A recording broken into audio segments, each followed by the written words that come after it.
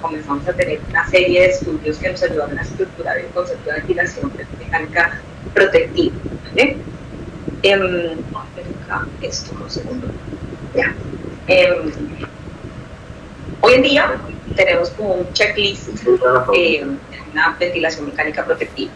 Hablamos de unos volúmenes de corriente, de presión plató, de presión de conducción, de frecuencia respiratoria, de PIB.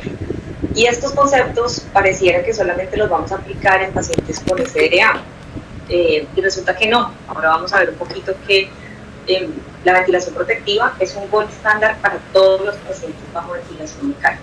Cada vez que intubamos a un paciente de cualquier disciplina, debemos asumir la responsabilidad de ofrecerle una ventilación protectiva. Entonces vamos a hablar de conceptos muy básicos, como estos que les estoy explicando, y luego vamos a ir a unas cositas un poquito más actuales y más interesantes. La ventilación protectiva se basa en mantener las presiones transpulmonares, ese concepto de fisiología respiratoria, tanto en la inspiración como en la expiración adecuada. ¿Para qué? Para que no se induzca inflamación en el pulmón, ya sea por el ventilador o por un esfuerzo que está haciendo el paciente en contra de lo que está haciendo el ventilador. Todo esto lo que va a hacer es aumentar la presión transpulmonar y va a hacer que hayan procesos inflamatorios, que la ventilación deje de ser protectiva y pase a hacerle daño a nuestro paciente. Esta gráfica siempre la muestro en todas las charlas. Es un concepto de fisiología, está articulado sobre Billy. Mi chiste siempre es que Billy no debería ser Billy, sino Billy, porque es más ventilación inducida por el doctor que por el ventilador. Y es que nosotros no detectamos en lo que estamos haciendo. Estamos viendo un paciente de respiración espontánea manteniendo presiones transpulmonares normales, un paciente en anestesia con una ventilación protectiva que al final de su inspiración mantiene presiones transpulmonares normales, un paciente obeso bajo ventilación mecánica en el que debemos compensar ese peso de la caja torácica y del abdomen con presión positiva para mantener presiones transpulmonares. ¿No? Aquí vemos a un trompetista que hace unas presiones alveolares altísimas, pero compensa con una presión transpulmonar, una presión pleural muy alta para tener una presión transpulmonar normal. Y aquí vemos lo que puede suceder cuando instauramos una terapia como una ventilación mecánica no invasiva, en la que la presión que está haciéndose en el alvéolo no compensa la presión que está haciendo mi paciente a su nivel pleural y tenemos presiones transpulmonares muy altas. Y esto es lo que se traduce en BID, en lesión inducida por el ventilador. Esto se va a dar tanto en escenarios de pacientes sanos como en pacientes con SDRA, en el que no estamos aliviando bien pues, el trabajo respiratorio con el ventilador. Entonces vienen como unos 5 puntos básicos de cómo voy a monitorizar a mi paciente para dar una ventilación mecánica protectiva.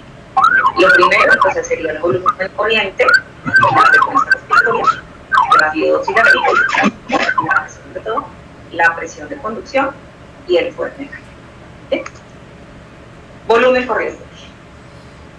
Es increíble que aún estemos en disquisición de esto. Algunos dirán, no, ¿cuál disquisición? Pero todavía estamos en una disquisición de cómo vamos a dar el volumen corriente de nuestros pacientes. Y es que estamos hablando que desde el 2000 tenemos un rango de ventilación entre 4 y 8 mililitros por kilo que sale de este estudio del SDRA-NET, en el que lo comparaban con 12 mililitros por kilo. Entonces algunos acá abren los ojos y dicen, ¿cómo 12 mililitros por kilo? Sí, antes las cosas, sin juzgarlas con el retroscopio, sino simplemente en el desarrollo, pues tendríamos a los pacientes ventilados por unos volúmenes muy altos. Y de aquí en adelante, toda la evidencia, la ventilación mecánica, tanto en SDRA como en estudios de fisiología como en el resto, se mantienen en un rango de ventilación entre 4 y 8 mililitros por hora. ¿Y para cuáles pacientes? Del peso predicho. Esto es algo muy importante. A todos nuestros pacientes los medimos y ventilamos al paciente por su superficie corporal, no por su índice de masa corporal, sino por su superficie corporal. Y esto es algo importantísimo que siempre se debe respetar. En este estudio se vio una clara diferencia de la mortalidad entre los pacientes que lo ventilamos con presión protectiva, manteniendo otros condicionales de los que vamos a hablar ahora, y los pacientes que se ventilaban con 12 mililitros por kilo. Y de ahí en adelante nunca más, en teoría, nadie se debe haber ventilado con más de 8 mililitros por kilo, sobre todo en un momento agudo. Y esta evolución, traigo este artículo, pero de esto podríamos hablar muchas cosas más, y es que ya no solamente lo tenemos en el paciente con SDRA, ya estos estudios se han extrapolado hacia el global, en el que esa ventilación protectiva mostró claras diferencias en todas las complicaciones postoperatorias que podía tener un paciente que se sometía a ventilación mecánica para una cirugía abdominal mayor. ¿Okay? Entonces, este concepto se tiene que respetar en todos los escenarios de ventilación mecánica. ¿Cómo condiciono esa ventilación? En un escenario, digamos, estándar, en el que yo no tengo mucha monitorización, ese volumen corriente se extrapola a una presión plató. Y esta presión plató, este es un estudio también bastante antiguo, 2007, que fisiológicamente, porque es un estudio fisiológico, trayendo el concepto de presión plató, o la técnica de la superperinca, que siempre les explico a los residentes en las clases. Sabemos que la presión meseta, en la que podemos llevar el punto de inflexión superior a ese pulmoncito y hacerlo sufrir con sobredistensión, está entre 28 y 30 centímetros de agua. Y eso no solamente se asocia con una sobredistensión pulmonar, sino que también pues hace claro que entre más cercanos estemos al 28, hay doctores que buscan presiones plató por debajo de 28, pues estamos haciendo una ventilación más protectora. ¿Okay? Y esto se relaciona con el volumen corriente. Pues tenemos un volumen corriente protectivo que se refleja en la presión plató. Claro, la presión plató va a tener mucho ruido o mucha interpretación específica, sobre todo en los pacientes que son obesos, en los que tienen un aumento de la presión intraabdominal, en donde esa presión meseta, presión plató, podría ser un poco más alta y seguir siendo segura, porque estoy excluyendo todo el peso de la caja torácica y el abdomen. Ahora vamos a hablar de cómo más nos podemos apoyar en escenarios en los que no haya tanta monitorización y en los que sí hay más monitorización. Entonces tenemos estos dos puntos. Es un mandamiento de la ventilación mecánica. Volúmenes corrientes protectivos condicionados por una presión plató por debajo de 30, basado siempre en el peso predicho del paciente. Entonces estos ya son como las dos primeras moralejas que muy probablemente todos tenemos en mente. Y entonces viene en lo que todo el tiempo estamos dando vueltas con la ventilación mecánica. Y todo el mundo quiere tener la receta mágica de cómo vamos a ponerle la PIP y cómo titularles la PIP. Y siento decirles que no les voy a ayudar a resolver esto para que se lleven el concepto clarísimo, porque pues todavía hay muchas cosas que tenemos que aprender respecto a la PIP. En algún momento, hace bastante tiempito, 2004, se presentó este primer estudio en el que ya ventilábamos a los pacientes con volúmenes Tyler protectivos y condicionados por una presión plató menor de 30, y dividimos los pacientes entre alta PIB y baja PIB gracias a unas tablitas del SDRA-NET. Este estudio no mostró diferencias significativas en mortalidad, y utilizó estas tablitas maravillosas, incluso con una primera parte del estudio en el que no vieron mucha significancia, pararon y pusieron las PIBs un poquito más altas y no encontraron diferencias en la mortalidad. Y estas tablitas, algunas personas se las llevaron como que iban a hacer como su check de bolsillo, porque de aquí en adelante hay muchos estudios que han vuelto a utilizar estas tablas como dentro de las estandarizaciones de los protocolos de titulación de PIP en los estudios de ventilación mecánica. Este estudio no mostró eso, pero cuando se fueron allá al detalle, pues evidentemente esos pacientes se oxigenaban un poco mejor, entonces pues algunas personas extrapolaron que hipoxemia era igual a PO2 alta, y si había PO2 alta, pues eso es igual a PIP alta. Y de aquí en adelante, desde el 2004, llevamos 20 años intentando rascar y evolucionar de cómo vamos a hacer eso. Y a continuación les muestro todos los estudios, digamos así, como las técnicas o las estrategias que vamos a tener para titulación de pacientes. Tenemos la tablita del SDRA-NET, es un contexto de expertos, y pues probablemente tenemos mejores opciones. Tenemos maniobras de reclutamiento, tenemos por presión meseta, ya se las voy a explicar un poquito por encima de lo que viene. Y bueno, entonces, maniobras de reclutamiento y utilizar la tabla del SDRA-NET. Entonces, en esto sí les puedo dar una recomendación tácita personal y bibliográfica en la que no debemos utilizar maniobras de reclutamiento. Maniobras de reclutamiento reconocidas como esto, llevar a nuestro pulmón a presiones de final de inspiración de 35, 40 y comenzar a hacer maniobras desescalonadas. Claro que eso puede mejorar la oxigenación, abrimos los alvéolos a las malas, pero es una cuestión momentánea y ya lo vamos a ver al final, que sometemos hacia el alvéolo a sobredistensión, presiones transpulmonares más elevadas y finalmente ese pulmón va a seguir igual de inflamado. Aparte de lo que le pasa a nuestro corazón y el ventrículo derecho intentando tolerar estas maniobras de reclutamiento. Entonces aquí definitivamente las maniobras de reclutamiento para titular una PIC no es una opción. Tenemos otros protocolos, como por ejemplo 2008, miren que ya acaba de salir el del 2004, entonces dice, bueno, entonces, ¿cómo vamos a organizar esta PIC que no nos mostró diferencias en mortalidad, pero que sí nos mostró diferencias en oxigenación? Ellos lo que hacen es hacer un aumento gradual de la PIC, siempre manteniéndose controladas por presiones plató, para que pues, no haya sobredistensión pulmonar. ¿Qué mostró este estudio? Pues que sí podía verse el Express, es un estudio en el que sí podría ser beneficioso en términos de oxigenación en SRA moderado o severo, no impacto en mortalidad y siempre condicionado por una limitación por la presión de sexo. Entonces, si yo tengo en mi mente que quiero ir para oxigenación, bueno, sí, probablemente va a funcionar y va a funcionar en un momento muy específico de la ventilación, pero eso no te garantiza que sea algo estable en el tiempo.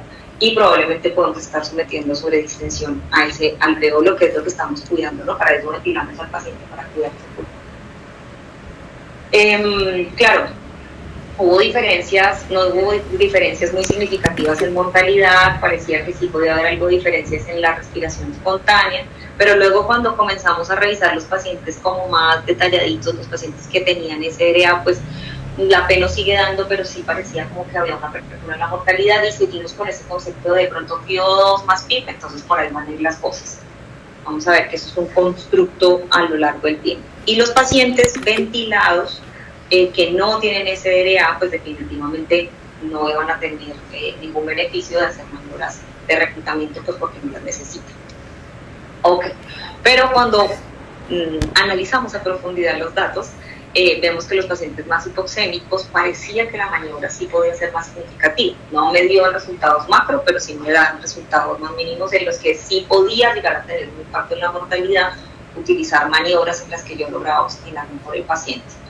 Este estudio no está diseñado para esta población, por ende me surge una pregunta, pero no puedo concluir con este estudio que la maniobra de reclutamiento es adecuada para pacientes con pavimento derecho. ¿Okay? Entonces no podemos concluir esto, pero pues hay un orden ahí de qué hay que hacer con esos pacientes tan hipoxémicos respecto a la vida. Existen otros protocolos como por ejemplo que probablemente es de los que más se han adaptado en el tiempo, y es que primero le haces una maniobra de reclutamiento y luego comienzas a hacer una titulación desescalonada en la PIC, en la que buscas la mejor distensibilidad del sistema respiratorio. Esto obviamente sigue quedándose pues como muy flaco, ¿no? Estamos diciendo que tenemos presión meseta, la compliance del sistema está limitada por la presión meseta, y si tengo un paciente obeso, tengo un paciente con hipertensión abdominal, ¿cómo voy a ver eso? ¿Cómo lo voy a excluir? Pues no lo podemos saber. Estamos hablando de situaciones en las que tengo mi ventilador y mi paciente, no tengo más de monitorización.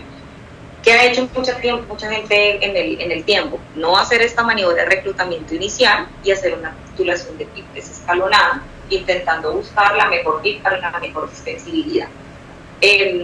No es perfecto el sistema, definitivamente no lo es. Pareciera más seguro, no les voy a decir, o la conclusión de la charla no puede ser que así es como lo debemos hacer, cada institución debe ver cómo es su mejor forma de hacer su titulación de PIP, pero sí se debe homogenizar y siempre evitar pues, que sea alvéolo sufra una sobredistensión. Por ejemplo, en esta maniobra, sin hacer la maniobra de reclutamiento, digamos que no van a ver esa parte de la diapositiva, arrancamos con PIPs de 40 y vamos haciendo los cálculos de la compliance, con PIPs de 20, perdón, y vamos haciendo los cálculos de la compliance con volúmenes protectivos y buscamos aquella en la que tengamos una mejor compliance. Siempre mejor compliance significa menor sobredistensión y probablemente que hemos ganado alvéolos. Y siempre pensar que cualquier maniobra de PIP requiere tiempo para que se homogenice en el pulmón y que veamos cuál va a ser el resultado final de esa titulación de la PIP. Estas maniobras definitivamente pues no logran mostrar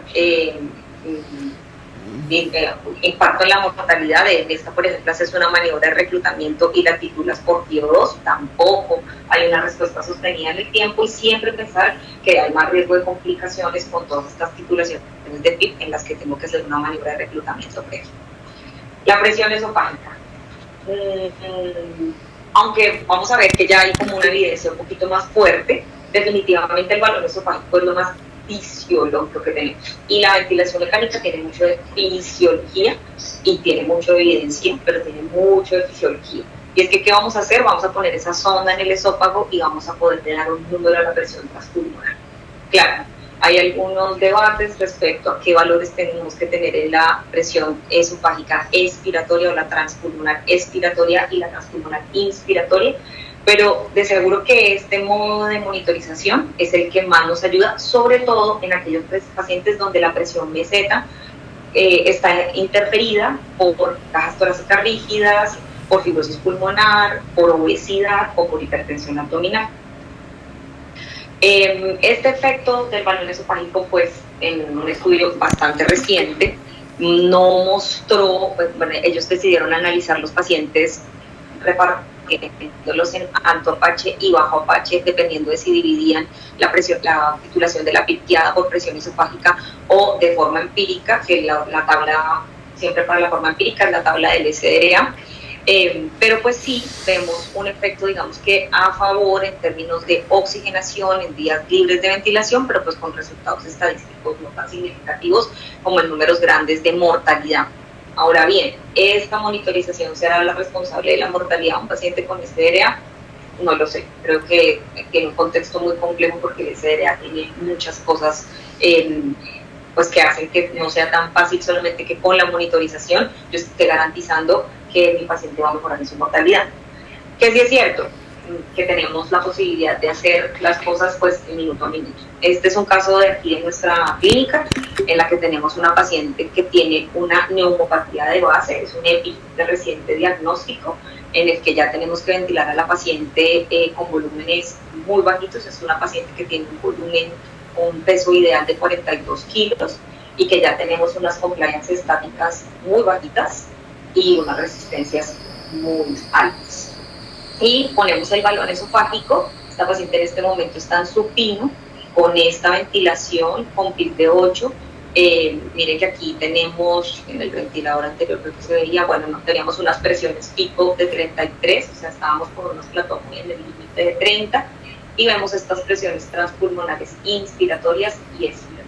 Entonces, ¿qué nos dice el background del balón esofágico? Inspiratorias menores de 20 y transpulmonares cercanas a 0, más 3 estamos más o menos bien, y valores negativos el paciente requiere un poquito más de tiempo. Por la FIO2 en la que estamos y por la clínica decidimos pronar a mi paciente. Las presiones transpulmonares se monitorizan con mamografía volumétrica. Hacemos un pequeño ajuste aquí en la PIB, nada significativo, y lo primero que vemos en el prono es que hay un cambio en el ventilador inmediatamente. Entonces me dice, quizás podríamos necesitar un poquito más de PIB. Esta es una foto recién está pronada la paciente. Acá la terminamos de monitorizar, la terminamos de organizar, las presiones transpulmonares inspiratorias están correctas, como se pensar que ese volumen corriente está bastante acercado está cerca de lo que debemos hacer. Y después de un ratico, ya comenzamos a ver en la misma posición prono, sin hacer grandes cambios al ventilado, que las presiones transpulmonares inspiratorias se elevan y las presiones transesofágicas pues no están por fuera de metas, pero sí ha habido un cambio en la mecánica del paciente. Decidimos intentar llevar sobre todo estas presiones transpulmonares inspiratorias a un mejor valor. No podemos tocar tanto volumen corriente porque la paciente está muy hipercámica, pero con lesión renal, y hacemos un pequeño ajuste a la PIB y nos comenzamos a acercar a valores más fisiológicos. Esta monitoría lo que nos permite es hacer las cosas pues muchísimo mejor, muy fisiológico, y intentamos hacer el menor daño posible en el paciente. No es algo que le podamos poner a todos los pacientes, pero definitivamente monitorizamos a los pacientes de una forma correcta y sabemos que la monitorización continuada hace que podamos tomar mejores decisiones respecto a lo que estamos haciendo con cualquier enfermedad, en este caso pues con el ventilador. Y con el tiempo, pues a la paciente le fuimos bajando volumen corriente y fuimos monitorizando con el balón esofágico, pues con resultados muy interesantes desde el punto de vista fisiológico y ventilatorio. Pero esto no es una realidad para todo el mundo, ¿verdad? Y entonces vienen otras realidades que no tenemos, como por ejemplo la tomografía de impedancia eléctrica, que es un extrapolado de revisar las zonas de nuestros pulmones y titular la PIP dependiendo de cómo ese dispositivo me muestra cuáles son las zonas más reclutadas. Les quiero decir que tanto con el balón esofágico con los pacientes obesos nos pueden salir unas PIPs gigantes. Y con la tomografía de impedancia eléctrica lo que se ha visto es que el SDRA, sobre todo en patrones agudos en los que el pulmón todavía es muy compleante, normalmente no suele pedir mucha PIP y no necesitamos tanta PIP para estos pacientes, y lo que necesitamos más es cambios de posición, que el paciente esté bien en decúbito en la cama, incluso nos puede decir que necesitamos unos PIP muy bajitos para pacientes sin SDRA. Hoy hablamos de ventilación ultraprotectiva y PIPs de 2, 3 decilitros de agua, pero siempre pues monitorizados con estos dispositivos. Este estudio lo que intentó fue hacer como un chequeo de cómo podemos hacer ventilación individualizada, y es que no todos los pacientes con SDRA los podemos meter en la misma bolsa. Tenemos pacientes con SDRA multifocal, con compromiso de la compliance, y tenemos SDRAs con compromisos muy focales que se van a comportar de forma muy diferente. ¿Y a qué nos está invitando toda la monitorización en UCI siempre? A personalizar la hemodinamia, personalizar la ventilación mecánica, personalizar cada persona en su fase diferente de su enfermedad y necesitando un abordaje diferente. En estos pacientes, los pacientes que tenían lesiones focales podían utilizar volúmenes un poquito más altos, los que tenían lesiones no focales, bueno, utilizaban ventilación un poquito más bajita, siempre condicionados por la presión plató. Este grupo utiliza maniobras de reclutamiento, y la presión la posición prono, pues en este caso de SDRA, que era mandatoria en todas las lesiones focales, y en las no focales de rescate. Recuerden de lo del high PIP y low PIP en el COFAX. ¿Qué vemos aquí? Bueno, la personalización de la ventilación mecánica hace normalmente que utilicemos estrategias con PIPs más bajas. No solemos utilizar PIPs tan altas y con una cierta tendencia favorable en outcomes gruesos, como por ejemplo mortalidad a 90 días, mortalidad a 28 días, la necesidad de terapias de rescate. Por aquí en ECMO, pues ECMO es un extremo de pacientes, y pues complicaciones asociadas al ventilador. Acá sí tenemos muchos resultados. ¿Cómo hacían ellos esta individualización? Ellos utilizaron tomografía de impedancia eléctrica, utilizaron ecografía pulmonar, utilizaron balón esofágico para poderse llenar de razones y poder individualizar esa PIC, ese volumen corriente, como voy a ventilar al paciente. Entonces vamos de menos a más. Tengo lo básico, pues voy a trabajar con volumen corriente protectivo, presión plató, voy teniendo más cositas, un balón esofágico, tengo una tomografía de impedancia eléctrica, pues maravilloso, ahí podemos ir a muchísimas más cosas. Pero bueno, obviamente los outcomes grandes pues no fueron tan dicientes, aunque pues acá no salió los protocolos y la personalización, pues pareciera que sí pudiera tener un impacto en la forma en la que tratamos al paciente en ventilación mecánica. Y aquí ya vemos cómo luego el grupo de personalización, cuando lo clasificamos correctamente, cuando le damos una ventilación mecánica correcta, pues tenemos una probabilidad de supervivencia diferente. Personalizar al paciente, ponerlo en una casilla específica y darle lo que ese paciente necesita, va a hacer la diferencia. Hay otros, bueno, este estudio es más o menos reciente, 2022, y analiza estas estrategias de manejo de la PIP y maniobras de reclutamiento, y pues seguimos viendo que comparativamente pueden haber cosas interesantes en relación al balón esofágico, nuevamente una tendencia sin ser nada concluyente, y que definitivamente las maniobras de reclutamiento pues no están dentro del lugar, y que alta PIP probablemente no es la mejor estrategia para los pacientes con SDRA. Así que esta tablita del SDRA-NET de pronto ya nos va a tocar comenzar a abordarla en los anales de la medicina. Esperemos que así sea pronto. Entonces viene la conclusión tibia de la parte de la PIB, y es PIB individualiza. ¿Y cómo individualiza la PIB? Pues por lo que tengo. Pero ¿qué me puede ayudar mucho a definir esa PIB? Mantener unas presiones de conducción adecuadas. Entonces, siempre hago el mismo chiste. Cuando se sientan y evolucionan y escriben ventilación protectiva, paciente dentro de parámetros protectivos, debo haber pensado en estas tres variables mínimas: volumen corriente, presión Z y presión de conducción. Y para eso no necesito gran tiempo. Y es que definitivamente esto es un análisis estadístico. Este doctor Amato le dijo a mucha gente: présteme sus datos y venga y analicemos, porque esto no está siendo sencillo, y démosle un peso a variables entre PIB, volumen corriente y presión de conducción. Amato no se inventó la presión de conducción. Esto es un concepto fisiológico que existe hace mucho tiempo, ¿okay? Que nos habla del estrés, de cómo se divide, la presión a la que se somete el pulmón, y el strain, que es la forma, digamos, cómo se relaja, ¿verdad? Y el que nos dijo: si usted está utilizando alta PIB, mantiene presiones meseta bajas, pero su presión de conducción se va reduciendo, significa que usted está ganando unidades alveolares, y eso no solamente es fisiológico, sino que va a tener un claro impacto en la mortalidad. Si usted comienza a hacer una maniobra para titulación de PIB y ve que su presión de conducción se va aumentando, usted no solamente está sobredistendiendo a ese pulmón, sino que también está impactando en la mortalidad de su paciente. Entonces, esa ventilación protectiva que les gusta escribir en las evoluciones es una ventilación consciente, en la que la presión de conducción probablemente pues nos ayuda en contextos de no tanta monitorización a estar seguros de que estamos haciendo una ventilación mecánica protectiva. ¿Qué valor? 16, lo estamos intentando bajar a 14, en el que ese valor tiene que estar siempre asegurado. Cualquier maniobra, cualquier cosa que yo haga en el ventilador, mientras que mi paciente está recién intubado, lo aseguro con una presión de conducción.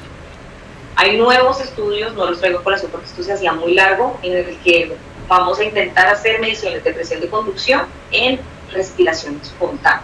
No solamente dejarlo en el contexto de volumen control, sino de presión soporte, pero eso va para otra charla completa. Entonces, esta presión de conducción, pues ya sabemos que es una maniobra sencilla. Yo le hago la presión plató, una pausa inspiratoria, y hago la diferencia entre esa plató y la PIB que tiene mi paciente, y tengo mi presión de conducción. No se necesita grandes cosas.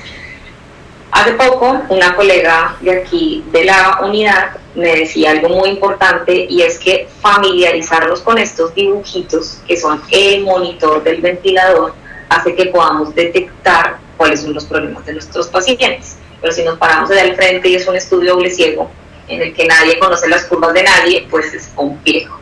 Entonces, estos numeritos, estas curvitas, a todos los que intubamos, debemos tener claro cómo se deben ver en nuestro ventilador. Y vienen conceptos como el poder mecánico, que es también un concepto muy antiguo, que el doctor Garinoni hizo una ecuación espectacular en la que intentó meter el punto más importante, que es la frecuencia respiratoria y cómo está impactando ese estallamiento en la inflamación del pulmón, y es un valor adicional que podemos monitorizar. No es difícil de calcular, y también lo podemos utilizar en respiración espontánea. Cuando analizamos los predictores de ventilación mecánica en el SDA, sigue pesando muchísimo la presión de conducción como una medida protectiva, y pues el poder mecánico sigue siendo también muy interesante de monitorizar. Tampoco es difícil y se puede añadir a ese checklist que tenemos hasta ahí.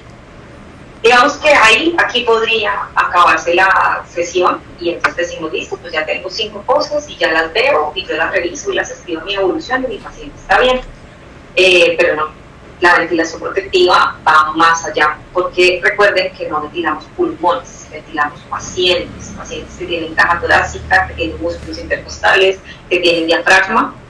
Y entonces imagínense que hay un grupo de gente que está trabajando porque monitoricemos mejor a nuestros pacientes, para que no solamente veamos el pulmón y la compliance y la resistencia, sino para que veamos la caja torácica en general y la presión intraabdominal.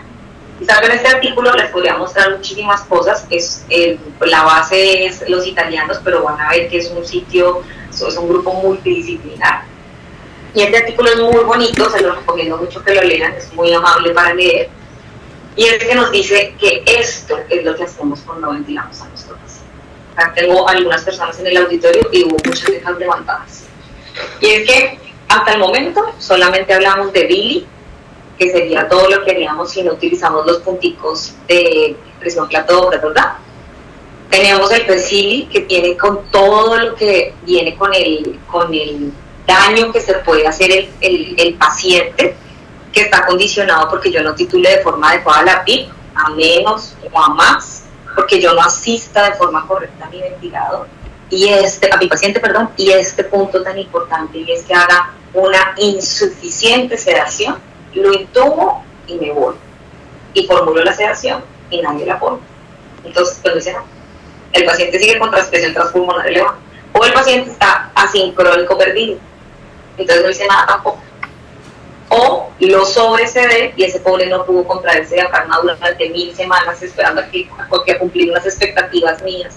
Entonces también lastimé a mi paciente. Entonces ya no solamente voy a ver mi pulmón, sino que tengo que ver que no debo sobreasistir a ese diafragma porque se va a cansar, se va a atrofiar y no va a funcionar. Tampoco lo puedo infrasistir porque entonces va a estar haciendo un esfuerzo continuo y eso va a producir inflamación a nivel muscular. Tampoco puedo dar una PIC inadecuada, que es algo muy importante para que los pacientes pues logren estar bien reclutados y sobre todo hacer cosas como por ejemplo hiperinsuflación de vaso. Pero tampoco puedo estar sin estar pendiente de las asincronías. Las asincronías son el principal problema de la ventilación mecánica y les quiero recordar que del 100%, solamente el 20 al 30% del tiempo los pacientes ventilados está en el capítulo 1 de lo que charlamos, de ventilación protectiva, presión plato total. El 70% no tengo prácticamente control de estos números. Mi paciente está en respiración espontánea y sobre todo debo asegurar que no hay una sincronía. ¿Y cómo sé que hay una sincronía? Porque me sé las curvas cuando están bien. Entonces cuando veo algo mal digo, aquí algo está pasando. Y luego pues voy mejorando ese concepto, pero lo primero que tengo que saber es cómo se ve bien para luego poder saber qué es lo que está pasando mal. Y la presión, la PIP excesiva. Y es que ponemos, esto es igual que el Frank Starling, todo lo que tiene que ver con fibra muscular, sobrediciendo esa fibra muscular y esa fibra muscular ya luego no quiere arrancar, ¿verdad?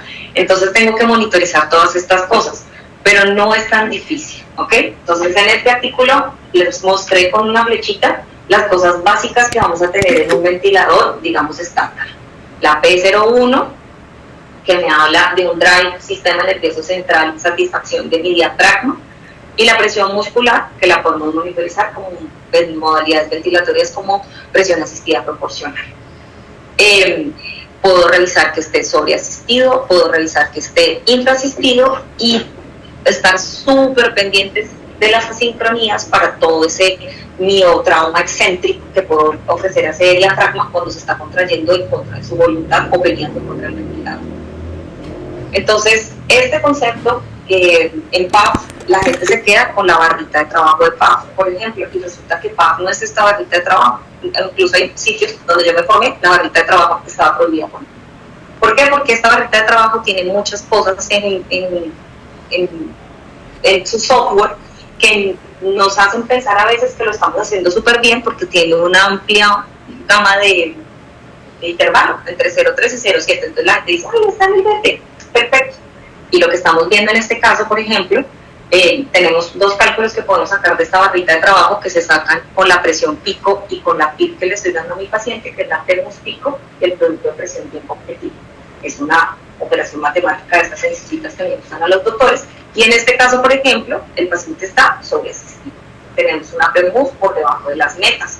De esto, este es un estudio del doctor Maceo, y tiene una gráfica de dispersión súper bonita en la que nos muestra cómo es una escalerita y dónde tenemos que ubicar a nuestros pacientes para cada porcentaje de asistencia. ¿Qué está pasando aquí? Pues que este músculo no se está contrayendo lo que se debería contraer, que mi porcentaje de asistencia es muy alto y aquí la barrita se ve perfecta, ¿verdad? Volumen corriente, frecuencia respiratoria, PIB, satura bien, la barrita está bien, pero este paciente no está haciendo el esfuerzo que tiene que hacer. Entonces, la modalidad PAF, que es una modalidad hermosísima. Nos puede ayudar a dar muchos más datos que esta barra de trabajo con una operación matemática muy sencilla. Y lo otro es la P01.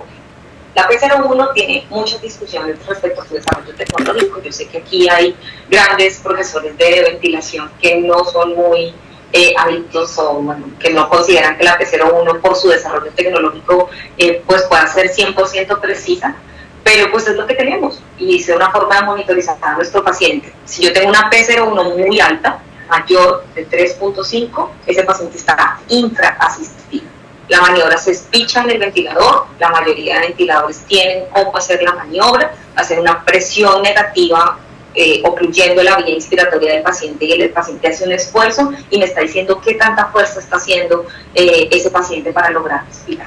Si yo lo tengo bien soportadito, por ejemplo, miren, en este caso está con presión soporte de 7 FIT de 5, tiene una presión, una P01 alta, este paciente está infraasistido, y en este caso me fui para el otro lado y le puse presión soporte de 14, el paciente tiene que hacer muy poquito esfuerzo, dispara trigger, la presión soporte el ventilador se la va a entregar, es un pulmón copiante, termina de respirar, pero su esfuerzo está haciendo muy poco, entonces está sobreasistido. Y entonces me tendría que volver a la gráfica anterior en la que yo no estoy trabajando ese músculo, es ir al gimnasio. El diafragma tiene que estar en el gimnasio en su adecuada proporción. No puedo ni intentar sacar músculos en 5 minutos, pero pues si estoy atrofiado, ese diafragma cuando yo quiera que funcione, no va a funcionar.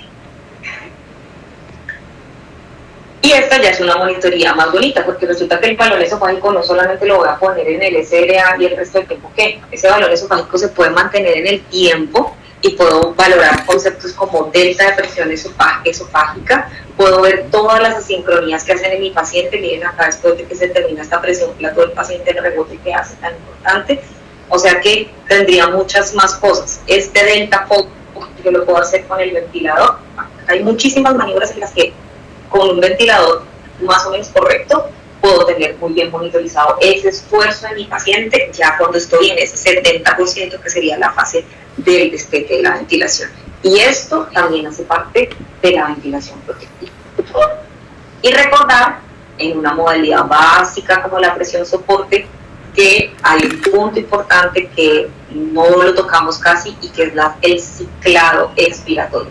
No puedo darles esto ahora, explicárselo, pero es muy importante saber que bajo volumen corriente, presión soporte no es más presión soporte, y que la variable de ciclado es importante y que cada paciente tiene una variable de ciclado diferente. Lo que pasa es que la mayoría cabemos aquí en el 25%, pero no todos los pacientes necesitan eso. Acá estoy viendo caras de es un concepto muy importante y es algo de presión soporte, que es la modalidad ventilatoria en la que destetamos a el 70% de los pacientes en un destete simple, es decir, del que se va a poner a respirar rapidito y ya está. Entonces, ojo con este concepto que también pues es como de una clase de fisiología, ¿vale?